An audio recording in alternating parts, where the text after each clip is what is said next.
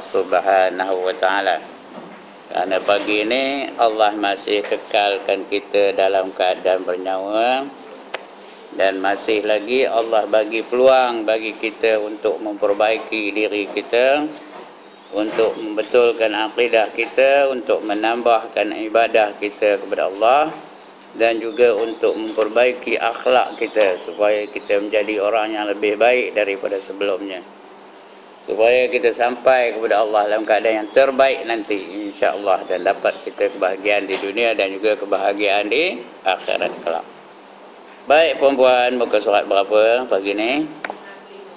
65. Alright. 65 di mana?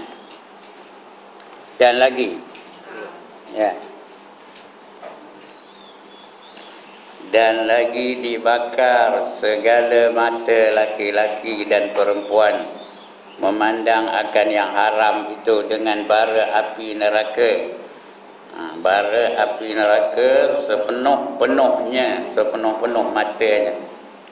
Jadi orang yang memandangkan yang haram, bukan nengok yang haram, tu tak ada berdosa. Ya, nengok anjing tak ada berdosa, anjing itu haram. Nengok anjing tak ada berdosa, lantaklah tengok lagi tak mau. Nengok babi tak ada haram. Ya, yang haram ni apa? Menengok benda yang haram ditengok. Ya. Seperti apa? Orang lelaki melihat perempuan yang helat. Orang perempuan pun begitu juga. Melihat lelaki yang ajnabi. Ya, yang itu haram tu, ya. Melihat aurat lelaki, melihat aurat perempuan, perempuan melihat aurat lelaki. Itu yang haram dilihat, bukan melihat barang haram. Melihat barang yang haram tu tak ada pula dosa, ya. Nak tengok anjing, tengok lelaki tahu, tak ada gambar kan. Tak ada haram, ya. Begitu juga siapa nak megang babi tak ada haram. Megang babi haram tak? Tak ada haram, pegang lelaki tak mau. Yang haram makannya. Nak bergambar sama babi boleh tak? Boleh bergambar sama babi, tak apa, tak ada haram. Yang haram ni makannya, megang tak ada haram. Ada najis? Mana ada syarak mengatakan megangnya najis tu haram tak? Kalau pegang daging babi itu apa buat? Lepas itu kalau nak semayang nak buat apa buat? Disucikanlah tangan tu, dengan dibasuh 7 kali air, salah satu air yang bercampur dengan tanah. Kata orang Melayu samak, sebenarnya dalam kitab tak ada samak pun. Samak tu lain. Samak tu bukan mensucikan dari najis mughalazah, itu bukan samak namanya. Samak tu artinya menghilangkan lemak daripada daging binatang. Itu namanya samak. Tapi orang Melayu dia biasa bila samak tu artinya basuh. Basuh dah 7 kali, salah satu air yang campur dengan tanah. Itu namanya samak. Kata orang Melayu. Dalam kitab tak ada sebut itu pun, tak apalah, itu dah rugi bahasa ajalah, ya. Jadi orang yang melihat perempuan, lelaki melihat perempuan, perempuan pun melihat lelaki, nanti matanya akan dibonyokkan dengan bara api neraka Jahannam sepenuh-penuh matanya. Seperti sabda Nabi sallallahu alaihi wasallam, "Man mala'a 'ainahu minal harami mala Allahu 'ainahu min jamri jahannam." Artinya barang siapa memenuhi akan matanya daripada memandang yang haram, maksudnya yang haram dipandang, ya. Tulis tu bracket, apa kan, bukan bracket, tanda tinggal tu. Yang haram dipandang, nescaya memenuhi Allah Ta'ala akan matanya itu daripada bara api neraka Jahannam, ya.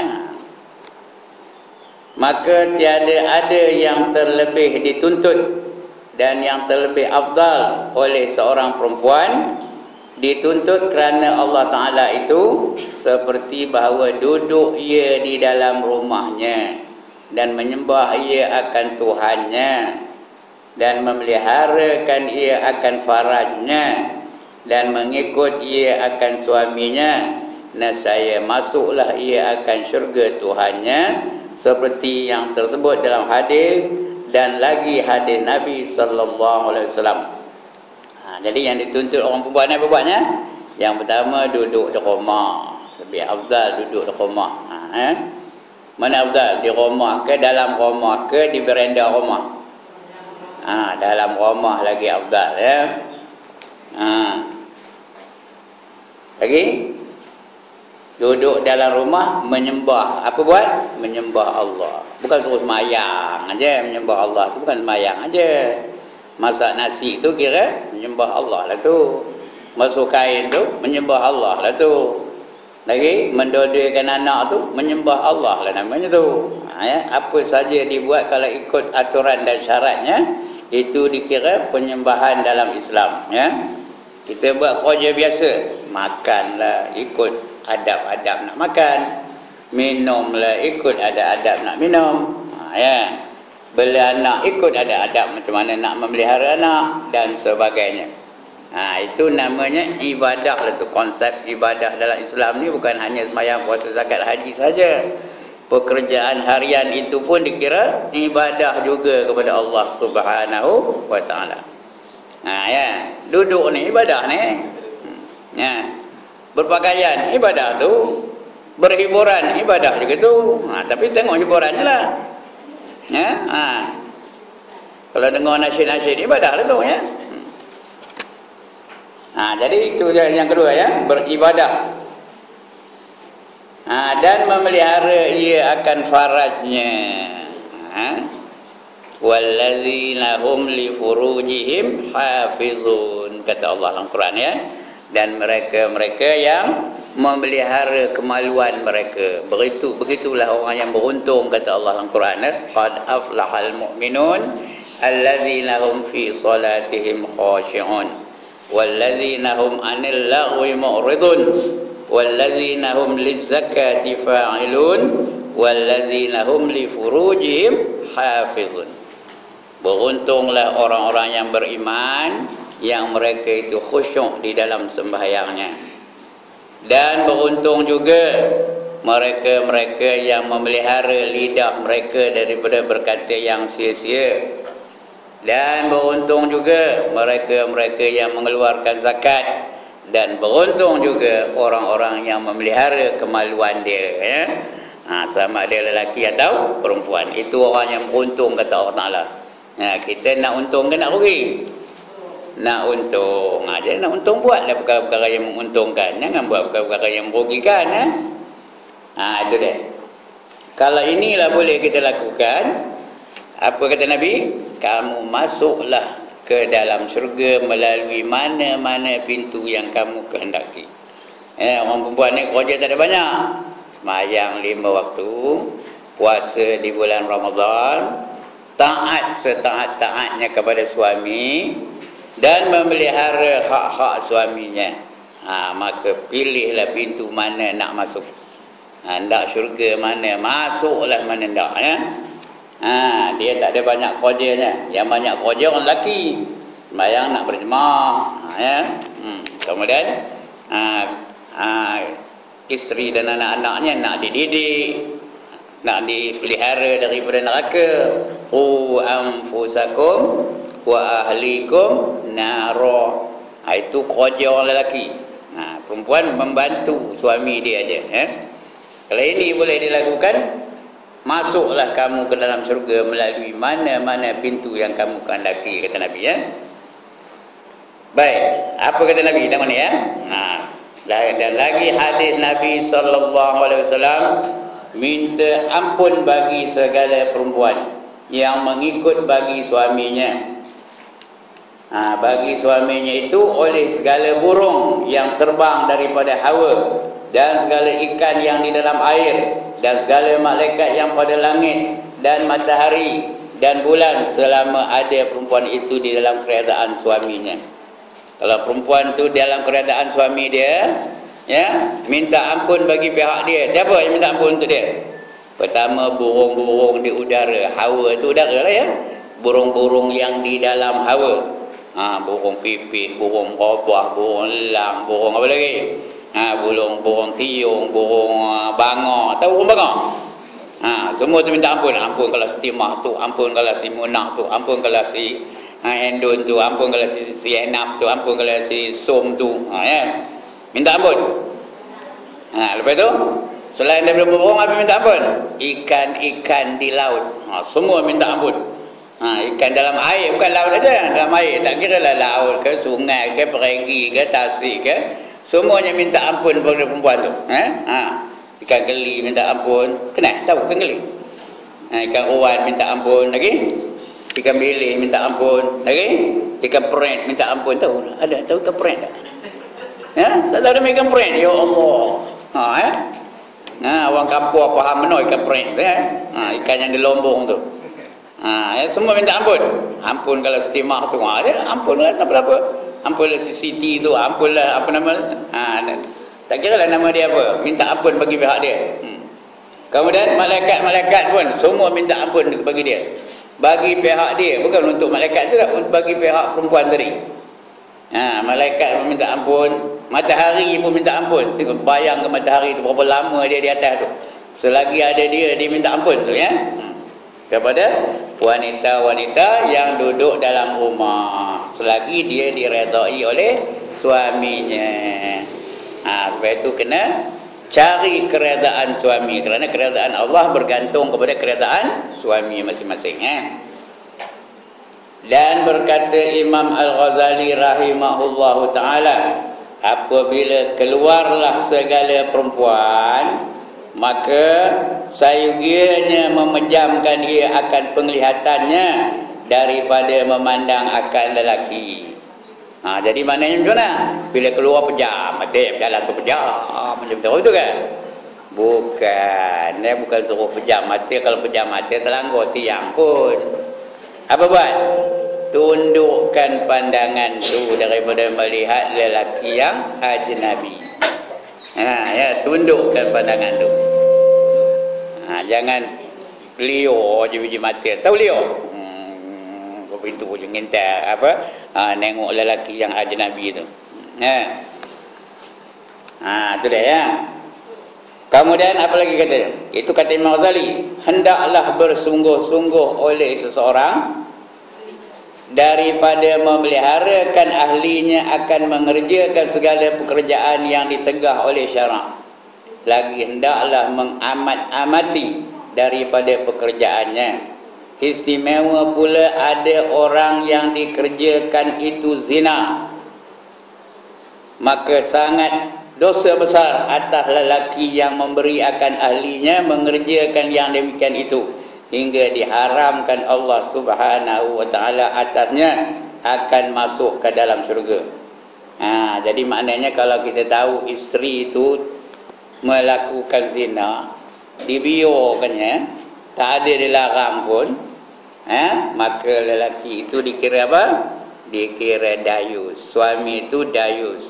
Orang dayus la yadkhulul jannah. Apa artinya? Dia tidak akan masuk ke dalam syurga. Di pintu syurga tu ada tertulis tu, anti haram alat dayus. Kamu tu diharamkan wahai syurga ke atas orang-orang yang dayus.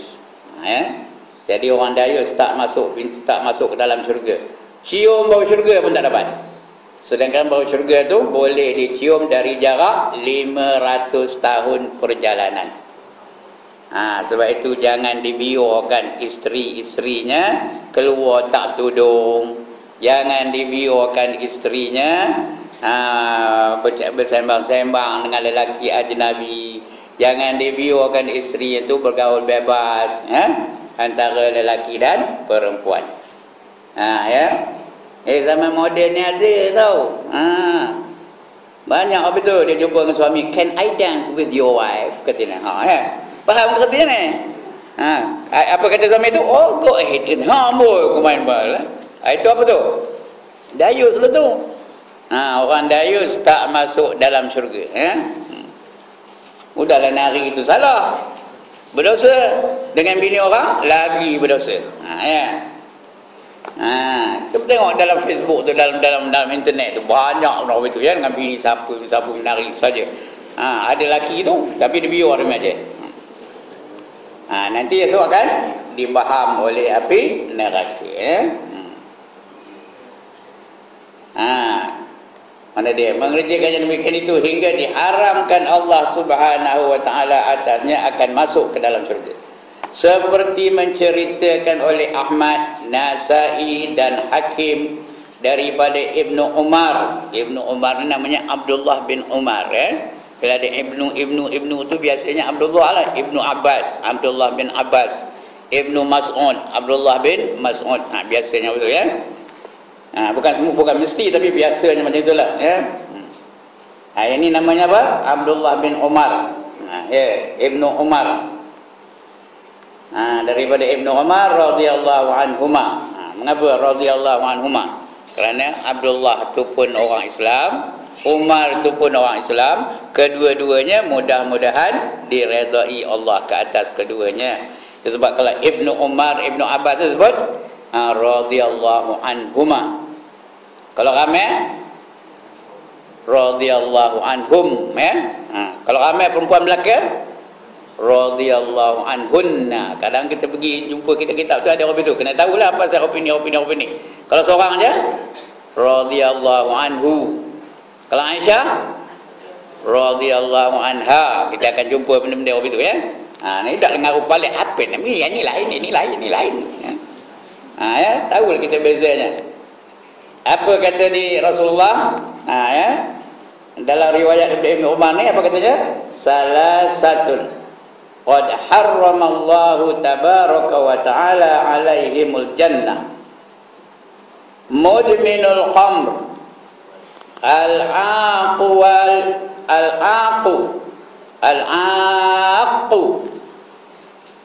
wad-dayusu alladhi yuqarru fi ahlihil khubsa. Ada 3 golongan orang yang diharamkan oleh Allah Ta'ala masuk ke dalam syurga. 3 orang telah mengharamkan Allah Tabaraka wa Ta'ala. Tabaraka wa Ta'ala itu artinya apa? Diberkati oleh Allah Ta'ala ya. Mereka itu masuk dalam syurga. Mudah-mudahan Allah berkati, Allah Ta'ala memberkati, Allah Tabaraka wa Ta'ala ya. Lagi Allah itu memberi berkat, wa ta'ala lagi maha tinggi. Itu artinya Allah itu pemberi berkat dan juga maha tinggi. Ada 3 golongan diharamkan masuk syurga. Yang pertama, orang yang mengekali minum arak. Kekal rumahnya tu ada bar, ada arak, semua ada dalam rumah tu ya. Ada depan rumah itu ada apa? Ada mini bar. Tahu apa mini bar? Atas tu ada whisky, ada brandy, ada Hennessy, ada shandy, ada vodka, ada VSOP. Nampak? Ya, nama-nama arak itu ada nak apa? Nak bulldog, ada bulldog. Ya. Itu rumah orang besar-besar lah ya. Orang kecil-kecil tak ada duit nak beli pun. Itu kekal dalam meminum arak. Rumah orang besar-besar, kadang-kadang raja-raja pun itu. Ya, minum paginya whisky, petang-petangnya minum brandy, malam-malam minum Hennessy dan sebagainya. Itu nama-nama arak tu tahu. Tak ada ustaz nama arak pun hafal. Ya. Itu yang pertama ya. Yang kedua, orang yang menderhaka bagi kedua ibu bapaknya. Iaitu perempuan kalau ada mak lagi, ada ayah lagi, baik-baik pelihara betul-betul ya. Wabil walidaini ihsana kata Allah ya. Dan kepada kedua orang tua kamu hendaklah kamu berbuat baik kepada mereka. Ya. Dalam surah Isra Allah sudah bagi pesan lah, imma yablughanna indakal kibaru ahaduhuma au kilahuma fala taqul lahuma pun tak boleh ya. Jika sekiranya salah seorang atau kedua-duanya mereka tua di bawah jagaan kamu, dia dah tua, dia duduk dalam rumah perempuan ni jangan kamu kata kepada kedua-duanya tu artinya apa? Perkataan bantahan yang paling mild, paling lembut ya. Tu lah. Kalau nengkin lagi lah ya. pun tak boleh. Orang tua ni tak boleh ya. Jangan harui. Ya. Wala tanharhuma, jangan kamu tengking-tengking mereka. Wa qul lahuma qawlan karima, kata Allah. Berkatalah kamu kepada kedua mereka dengan perkataan yang lemah lembut. Ngajak dia makan macam mana? Mari makan. Ayah, marilah makan. Ya, malah orang nak nunggu ni. Jangan ya. Nengkin-nengkin tak boleh. Ya. Ada orang lawan cakap saya tu. Kata ustaz macam mana dia dah pekak kata, macam mana nak cakap lembut kata. Tambah dah tua saya ni pekak dah ni. Macam mana orang nak cakap dengan saya? Ya. Cakap kuat dengan nengkin lain. Cakap kuat tak ada salah. Ayah, marilah makan. Tak ada, bukan nengkin tu ya. Kalau tak tu tak dengar dia pun ya. Jadi cakap kuat tak apa, cakap boleh kuat macam mana pun, tapi jangan nengkin. Nengkin tu dengan rasa marah. Ya, itu nengkin namanya. Jadi bercakap dengan baik-baik. Dan kalau dia dulu-dulu udah derhaka, tiba-tiba dah mati ayah maknya, macam mana nak menyelesaikan masalah ini? Dia dulu dah derhaka, tak dan nak minta ampun, ayahnya pun dah mati. Maknya pun dah mati, tak dan nak minta ampun. Macam mana nak buat? Yang pertama, banyak berdoa untuk kedua mereka. Berdoa ya, Allahumma ghfirli zunubi, lagi wali walidayya warhamhuma kama rabbayani shaghira. Itu kalau seorang-seorang ya. Allahumma ghfirli zunubi wali walidayya warhamhuma kama rabbayani shaghira. Ya Allah, ya Tuhanku, ampunkanlah dosa-dosa aku dan dosa kedua ibu bapa aku. Dan kasihanilah mereka seperti mana mereka mengasihi aku semasa aku kecil dulu. Jangan lupa perempuan ya. In every occasion, dalam tiap-tiap perkara, dalam tiap-tiap peristiwa, dalam tiap-tiap upacara, kita berdoa, jangan lupa selitkan doa kedua ibu dan bapa. Betul perempuan kalau dengar saya berdoa, dia mesti ada masuk ibu bapa tu. Allahumma ghfir lana dzunubana wa liwalidina warhamhum kama rabbawna shighara, atau yang seumpamanya. Mudah-mudahan kita ni diampunkan dosa kita terhadap ibu bapa. Ibu bapa kita dulu, dan digolongkan kita ke dalam golongan anak-anak yang soleh. Itu ya. Orang yang derhaka kepada ibu bapa, dia tak akan masuk syurga. Tak boleh masuk syurga ya, orang yang derhaka tu. Dia di antara 7 dosa besar tu, derhaka kepada kedua ibu dan bapanya. Ya. Yang ketiga, orang yang dayus. Orang yang dayus tu yang membenarkan orang yang di bawah jagaannya melakukan maksiat. Dia keluar, dia benarkannya anaknya keluar, anak perempuannya, anak dara pula tu. Dia keluarkannya, dibenarnya keluar rumah pakai t-shirt, betul pakai seluar jean, betul apa? Berbelah pula dada tu, berbelah pula belakang tu, bebek kannya. Tahu bebek? Tak tahu bebek?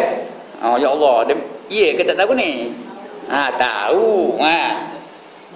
Pakai kasut tumit tinggi, betul? Stokin panjang, betul? Jalan pun terketik-ketik. Macam apa? Macam apa? Macam itik. Ada pula nak macam itik? Macam itik. Pulang petang tiada, lan melenggang bibirnya merah. Lagi? Delima mereka. Lagi? Kain tinggi sebelah, betisnya membayang. Itu dia Nona PGA. Dibiarkannya seronok pula tu, tengok anakku cantik lah katanya. Itu tak dapat mencium bau syurga. Tak usahkan nak masuk syurga, mencium bau syurga pun tak dapat. Kita lihat. Jadi 3 golongan. Yang mana tak? Tak yang mana? Yang pertama, yang kedua, ketiga, mana tak? Mana pun tak ada ya. Jangan jadi salah satu daripada 3-3 ni. Mana pun tak ada ya. Orang yang dayus, yang membiarkan ahlinya buat kejahatan zina, mengetahui ia akan dia. Dia tahu lah, tak lah, bukan luar katanya. Ada tak orang kata betul? Lantak nyelai bukan luar kena tahu. Ada dulu saya baca lama dah ni ceritanya. Dia hantar isteri tu. Dia hantar buat mentokar isteri tu, hantar ke tempat supaya isteri tu berzina dengan orang lain. Ditangkap oleh Jabatan Agama Islam Negeri Perak. Ya. Dia ni hantar supaya isteri tu berzina dengan orang lain. Kerana dia dah tak berdaya untuk melepaskan kehendak isterinya tu, maka dia hantar ni. Itu dayus yang paling dayus betul ya. Jangan. Dan kata setengah ulama, makna dayus itu orang yang tiada menegahkan akan manusia daripada masuk atas isterinya. Ya. Dia dayus tu, dia tak larang. Masuklah. Nak ke mana? Nak jumpa dengan isteri kamu. Masuklah, masuk. Dia tak melarang tu. Itu dayus tu kata ya. Baik. Dan kata setengah ulama lagi, makna dayus itu orang yang membeli ia akan jariah, yakni hamba yang perempuan yang bernyanyi ia bagi segala manusia. Dia belinya jariah. Jariah tu hamba ya. Hamba tu sedap pula suaranya. Kemudian disewakannya. Kamu ndak dia nyanyi dah, dia pun sewa bagi duit kan. Jariah tu pun nyanyi di hadapan orang ramai. Ya, nari-nari di depan orang ramai tu. Orang pun tengok dia. Jariah tu. Dia pun bangga dengan jariahnya tu. Itu pun termasuk dayus juga. Kerana jariah tu bukan boleh dikongsi-kongsi dengan orang lain, dia seorang punya. Bukan boleh dikongsi-kongsi dengan orang lain. Lepas tu dia ada upacara, sewa jariah tu. Dia pun nyanyi dia. Alah payung ketipang payung kata dia. Siapa punya tu? Itu jariah Ustaz Ibrahim lah tu kata. Dayus lah Ustaz Ibrahim tu. Tak masuk syurga. Kata setengah ulama ya. Maka tersimpan mana ke dia ni? Tersurat atas pintu syurga anti haramun alat dayus. Alat dayus bukan dayus, alat dayus bukan dayus. Alat dayus, kamu diharamkan ke atas segala lelaki yang dayus. Ya. Seperti yang tersebut dalam hadis Nabi sallallahu alaihi wasallam, barang siapa berbuat zina dengan perempuan yang ada suaminya, nescaya adalah dosanya atas lelaki dan perempuan. Di dalam kuburnya itu sangat azab. Sangat azab ya. Sekalian umat Nabi kita semuanya, maka apabila adalah pada hari kiamat, nescaya menghukum Allah Subhanahu wa taala akan suaminya yang dahulu itu di dalam segala kebajikan lelaki. Suami dulu dihukum. Disiksa suami dulu, baru yang lain tu ya. Suami dia disiksa dulu, baru orang yang berzina tu disiksa. Yang dizina tu disiksa juga, bukannya apa ya? Bukan lepas gitu aja dah. Disiksa juga. Macam mana siksa orang berzina? Orang berzina macam mana siksanya? Yang pertama di neraka esok dibesarkan kemaluannya sebesar dunia, tahu? Ini boleh dapat dalam Sirus Salikin ada tu. Sebesar dunia ni kemaluannya. Besar mana dunia ni? Ya Allah, ada besar batangnya. Ada besar batang royal. Besar dunia ni, bayangkan dunia ni. Itu besarnya. Kemudian didatangkan 70,000 orang malaikat, bawa cemeti dari neraka. Apa warna cemeti tu kan? Apa warna cemeti tu? Dari neraka apa warnanya? Merah lah. Menyala-nyala merahnya. Mengelilingi kemaluan orang tu. Kalau lelaki lah, kalau perempuan susunya. Mengelilingi susunya atau mengelilingi kemaluan itu. Kemudian seorang ketua tu bilang lah, 1, 2, 3, pok tu apa? Pok tu apa? Ngempuk lah, tangan mana dia empuk? Tangan kemaluan tu lah. 1, 2, 3, pok. Lepas tu hancur, elok balik, bilang lagi. 1, 2, 3, 4. Hancur, elok balik, bilang lagi. Siji lagi, loro lagi, telu. Takkan tak ada orang tu sini. Tak Tak ada ke? Siji, loro, telu, ada tak? Pok, hancur, elok balik. Bilang lagi, apa lagi? Warna lagi? Dah tak tahu. Warna lagi? Renda, muna, pok. Ya.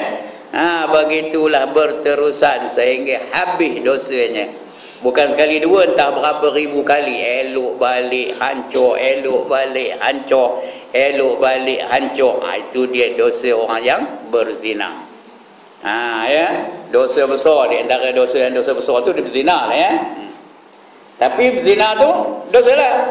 Yang betul-betul berdosa ialah suami yang membenarkan isterinya tu berzina. Itu lagi besar dosanya ya.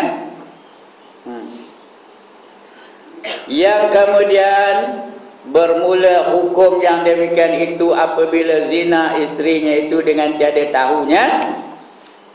Maka jika mengetahui ia dan diam ia nescaya mengharamkan Allah Subhanahu Wa Taala atasnya masuk syurga. Yang di atas ni tadi kalau suami itu tak tahu. Ya. Ini kalau tahu dia diharamkan masuk syurga. Kerana sesungguhnya bahawasanya Allah Taala menyurat ia di atas pintu syurga itu yang tadi ialah anti haramun alat dayus. Ya, engkau hai syurga haramlah atas segala lelaki yang dayus. Haram bagi orang yang dayus tu masuk ke dalam syurga. Yakni masuk atasnya segala orang yang mengetahui akan kejahatan zina pada ahlinya dan diam ia yang tiada cemburuan. Berarti cemburu ni bagus, ada ketikanya bagus. Mesti kita cemburu dengan isteri kita. Ya, isteri pula ada cemburu juga dengan suaminya. Tapi yang berpertengahan ya, jangan cemburu tak tentu halal. Cemburu buta itu tak boleh lah ya. Dan satu riwayat 3 perkara tidak masuk mereka ke dalam syurga. Yang pertama orang yang menyakiti akan 2 ibu bapanya. Yang kedua orang yang dayus. Yang ketiga suruh-suruhan kerana berbuat zina. Dia nyuruh buat zina lah katanya. Ada orang itu tahu. Ada orang kahwin dengan perempuan semata-mata nak suruh isterinya tu jadi pelacur. Ada orang itu ya. Dia kahwin dengan perempuan tu kerana nak menjadikan isterinya tu pelacur. Dia simpanlah isteri tu. Bila ada orang dak, dia benarlah. Di samping itu dia juga menjadi suaminya. Itu ada dalam masyarakat hari ini tau. Perempuan tak tahu, saya tahulah, saya dah tua, dah lama hidup ni. Banyak jumpa jenis-jenis kopi tu ya. Sebab itu anak-anak kita dah besar, so jaga nak minang tu bukan tentu ya. Kadang-kadang mereka nak menjadikan perempuan itu sebagai pelacur. Dikahwin dengan dia supaya tidak ditangkap oleh jabat agama. Ya, ini yang berlaku hari ini. Itu ya. Jadi suruh-suruhan kerana berbuat zina. Yang atas tadi orang yang menyakiti akan kedua ibu bapaknya. Itulah. Sakit hati je dia dengan mak bapaknya. Dia menyakiti ibu bapaknya. Ya. Dia hantarnya mak bapak hantar mak orang tua. Ada kau betul. Lagi kalau bapak tu dah tua, jangan dia hantar rumah orang tua. Ya, kalau kecuali kita dah tak upaya langsung, itu lain lah ya. Tapi kalau selagi boleh, jangan bagi mak bapak tu duduk di rumah orang tua-tua. Agak perempuan seronok ke dia duduk rumah orang tua-tua tu? Seronok ke ya? Bagus, alhamdulillah lah anak aku hantar aku sini, bagus lah ya. Seronok ke dia? Mana seronoknya ketika hari raya, ketika hari-hari orang melawat, sedih dia tu. Cuba pergi rumah orang tua-tua tu, tanya orang yang duduk situ tu. Anak aku banyak katanya. Ada yang DO, ada yang engineer, ada yang doktor, ada yang apa. Ngapa masuk dia rumah orang tua ni? Tahu lah dia kita ni orang tua katanya. Itu aja jawab. Dia nak kata tak nak lah. Ya, saya ada seorang kawan mati langsung rumah orang tua tu. Dia cikgu asalnya. Anaknya banyak yang engineer, ada macam-macam lah. Ya. Bila dia dah tua, dah pencin, udah dia punya pemikiran dah apa? Udah rosak sikit lah. Dah tak nampak, tak nampak kebenaran lagi dah. Mereceh-receh tentu hal. Jadi segan, malu lah dia mempunyai ayah yang begitu. Udah mereceh-receh aja, pakaian tak tentu hala. Jadi kerana nak jaga status, apa buat teman? Dia hantar rumah orang tua-tua. Dipuh ni. Tapi jangan tanya di mana ya, dipuh dah lah. Dia hantar dia rumah orang tua-tua. Akhirnya mati di rumah orang tua-tua tu. Kawan benar tu, satu hostel dengan saya tu. Tapi dia junior sikit lah. Dia muda sikit daripada saya. Udah mati di rumah orang tua-tua tu. Bayangkan perempuan. Ada ke yang buat apa tu? Ada ke tak ada? Ya, sini ada. Janganlah disimpan malaikat, janganlah buat apa itu ya.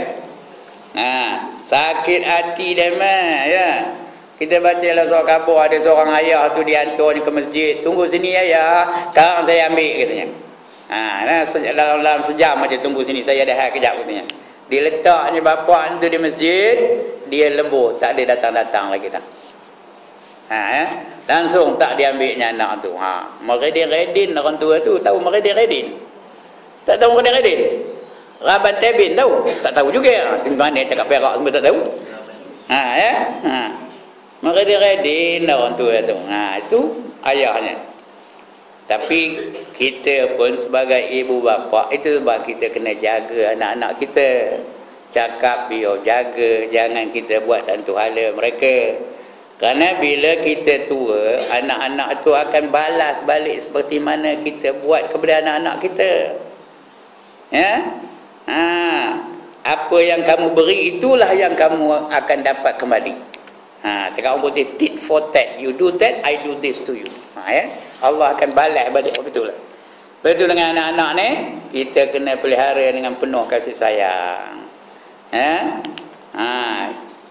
Bukan penuh kasih sayang tu apa hendak aja kita bagi. Dia nak handphone bagi handphone, nak motor bagi motor, nak apa bagi. Bukan itu.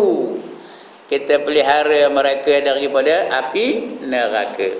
Itu asas pendidikan anak-anak. Anfusakum wa ahlikum naro. Peliharalah diri kamu dan ahli-ahli keluarga kamu daripada api neraka.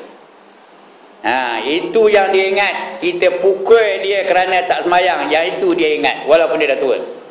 Anak saya sekarang ni dah dekat 50 dah seorang tu. Dia ingat macam mana kita paksa dia semayang ketika umur 7 tahun. Kita pukul dia kerana tak semayang. Yang itu yang dia ingat. Bukan dia ingat kita beli kasut, belikan motor, belikan handphone. Yang itu dia tak ingat. Itu memang kerja kita terhadap anak-anak. Yang dia ingat kita disiplinkan dia. Kita suruh dia menutup aurat, suruh dia pakai tudung, paksa dia pakai tudung. Yang itu yang dia ingat.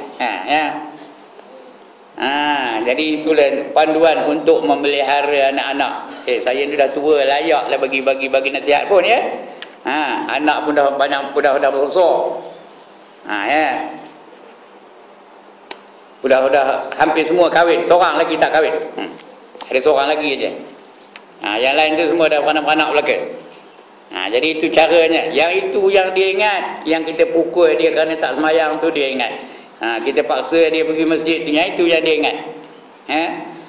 Kita paksa dia semayang balik. Tengok dia semayang lain pun rupanya balik ke rumah tu, suruh dia semayang depan-depan kita. Saya ada seorang kawan, dia dah hantar anaknya ke sekolah naik motor. Dah hantar naik motor Udah sampai ke pagar sekolah tu, udah masuk dalam kawasan sekolah tu, dia pergi tanya anaknya, kamu dah semayang subuh belum? Kata. Apa jawapan? Belum lagi apa, katanya. Dia pun kona balik. Balik ke rumah. Dekat lah rumahnya dengan sekolah Balik ke rumah. Dia pun semayang. Abang nak tengok kamu semayang. Budak tu berjin-jin aja matanya. Semayang dia depan ayahnya tu. Kawan saya tu tapi dah meninggal dah. Punya laju yang cakap lantaknya dia semayang laju macam mana pun. Berjin-jin aja mata tu. Lepas tu baru dia hantarnya balik. Hasil dari pendidikan itu, anak dia hampir semuanya jadi ulama. Jadi kalau jadi ulama senang tak mak bapaknya? Seronok ke dah anak jadi ulama? Ada. Ataupun anak jadi penagih dadah nak? Anak jadi juara karaoke nak? Dia bila pertandingan karaoke dia juaranya. That's the way I like it. Nak? Kita hendak anak kita sebagai aset bagi kita, mendoakan kita supaya kita diampunkan oleh Allah dosa-dosa kita. Inilah asas pendidikan Baik, sikit lagi. Dan demikian lagi qiyadah itu pun pada dosa yang besar juga. Maka erti qiyadah itu iaitu orang yang bertemukan lelaki dengan perempuan kepada rumah yang lain. Dia jumpa lelaki dengan perempuan, dia bertemu di rumah yang lain, bukan rumah satu. Adapun yang telah sabitlah daripada beberapa riwayat yang banyak berhimpun orang yang diharamkan Allah Subhanahu wa taala daripada ampunnya bagi segala dosa mereka itu, iaitu 18 bahagi. Ada yang ni akan datang ni satu-satu ni 18 perkara yang Allah tak akan ampunkan dosa orang-orang ini kecuali dia bertaubat atau dia minta ampun. Kalau tidak, tak diampunkan. Ada 18 perkara, iaitu 18 bahagi pada malam yang diampunkan berapa banyak dosa daripada segala makhluk. Malam itu diampunkan dosa, tapi yang 18 ni tak diampunkan. Iaitu malam nisfu Sya'ban. Nisfu Sya'ban tu malam berapa Sya'ban? Malam Sya'ban yang ke berapa? Yang ke-16. Ada orang buat 15, sebenarnya 16 itu nisfu yang kedua. Artinya bahagian yang kedua pada bulan Sya'ban tu. Dekat nak Ramadan tu Kan malam tu banyak orang baca Yasin lah. Sini ada apa tak? Ada orang kata bid'ah tapi takkanlah baca Yasin masuk neraka. Kalau ia bid'ah, takkanlah masuk neraka baca Yasin. Minta doa.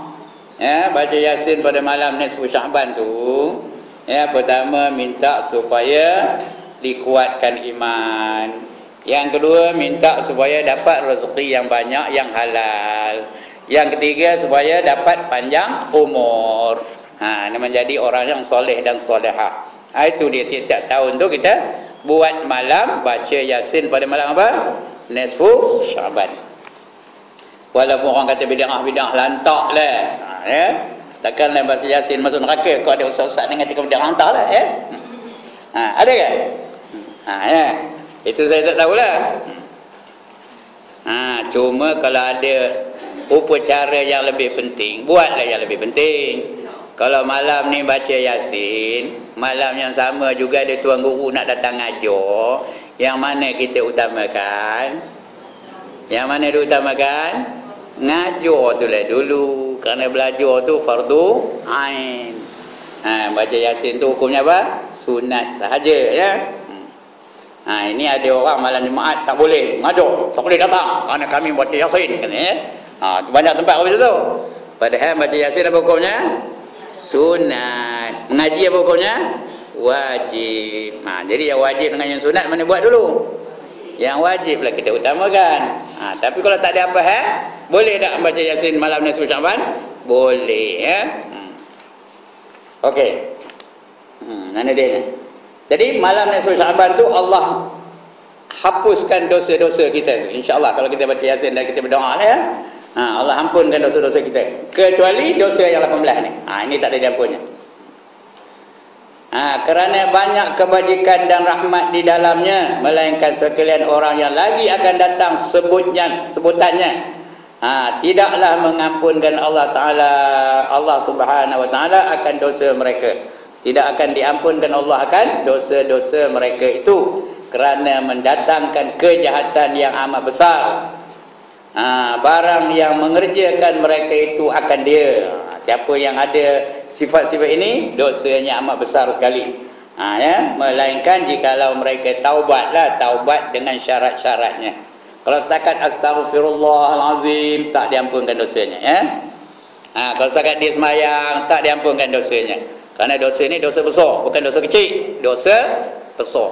Dosa besar tidak diampun dengan istighfar, tidak diampun dengan kebajikan, tidak diampunkan dengan sedekah, tidak diampunkan dengan apa saja ibadah yang kita buat tak terampun. Kalau nak ampun apa buat? Taubat dengan syarat-syaratnya.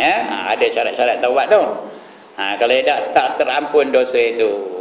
Kalau dosa itu dosa besar. Yang hapus ni apa? Dosa kecil, itu terhapus dengan semayang, terhapus dengan zikir, terhapus dengan wirid, terhapus dengan sedekah, terhapus dengan apa saja kebajikan yang kita buat. Hapuslah dosa-dosa kecil. Tapi jaga perempuan dosa-dosa kecil dia boleh tak jadi dosa besar? One more time, dosa kecil boleh tak jadi dosa besar? Boleh. Ada 6 perkara yang boleh menyebabkan dosa kecil itu jadi dosa besar. Yang pertama, istiqamah melakukan dosa kecil. Nengok kotak bingung tu dosa kecil, tapi kalau itu aja ada pagi, petang, siang, malam, jadi dosa apa? Dosa besar. Tahu ke kotak bingung? Ya Allah, dia tak tahu kotak bingung.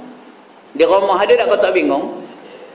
Nengok orang berpeluk, nengok orang bercium dalamnya. Tak ada kan? Tak ada orang berpeluk dalam tu. Ada. Mata terbeliak ada nengok macam. Itu dosa kecil tu. Tapi kalau istiqamah jadi apa? Dosa besar. Itu yang pertama. Yang kedua, meringan-ringankan dosa